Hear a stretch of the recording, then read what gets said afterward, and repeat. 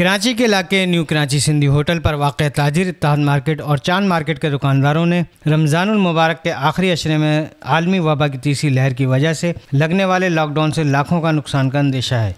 लाखों रुपए मालियत का सामान स्टॉक किया हुआ है जो ईद के हवाले से फरोख्त किया जाना है, लेकिन लॉकडाउन लगने से छोटे ताजिर सख्त माली मुश्किलात में आ जाएंगे। इस हवाले से मार्केट के दुकानदारों ने सच्चल न्यूज़ से बातचीत करते हुए कहना था कि मार्केट में मुकम्मल SOPs के तहत काम किया जा रहा है। हमने मार्केट में मास्क को लाजमी करार दिया है, अवाम को मास्क तकसीम भी करते हैं। हुकूमत की जानिब से पाबंदी आलमी वबा से बचाव और आवाम की सेहत का ख्याल रखना है, लेकिन इस पाबंदियों से छोटे बड़े ताजिर मुतासिर हो रहे हैं। वक्त की कमी की वजह से मार्केट में रस ज़्यादा है। मुकम्मल मार्केट बंद करना मुनासिब नहीं। रमज़ान के आखिरी अय्याम में इतना वक्त दिया जाए कि कारोबार किया जाए। रमज़ान के जो आखिरी 6-7 दिन बचेंगे निकलने के उसके बाद भले ईद के बाद लॉकडाउन असर पड़ी है। अब जब बंद हो जाएगी तो बिल्कुल लाजमी असर तो पड़ रहा है।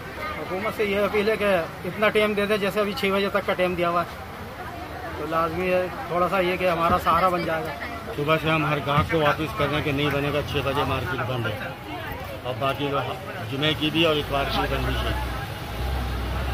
बहुत असर पड़ा। उन्होंने टाइमिंग की थी और जो इतवार और जुम्मे की छुट्टी थी, उससे जो है ना बिला वजह का रश। अगर ये टाइमिंग नहीं होती तो कस्टमर अपनी सहूलत से टाइमिंग के हिसाब से शॉपिंग कर रहा था। अब सबको पता है कि ये थोड़ा सा टाइम होता है, दोपहर में गर्मी है, कस्टमर सिर्फ 4 बजे के बाद निकल रहा है और 6 बजे मार्केट बंद। तो ऐसे भी इस पर ख्याल कैसे कर सकते हैं बताएं। ज़्यादा फैल रहा है तो इसका जो है हमने बड़ा तो अपने दुकानदारों को भी इस पाबंद कराया है कि आप जो है SOP से बड़ा ख्याल करें, मास्क लगाएं, 6 फीट का 2 फीट का अपने जो भी मामला है फासला रखें। साल कोरोना का चक्कर कर दिया, अब कम से कम मार्केट तो इतनी देर खुले रहने, रोजेदारों का तो इंतजाम करें कि रोजे के बाद लोग आते। वैसे ही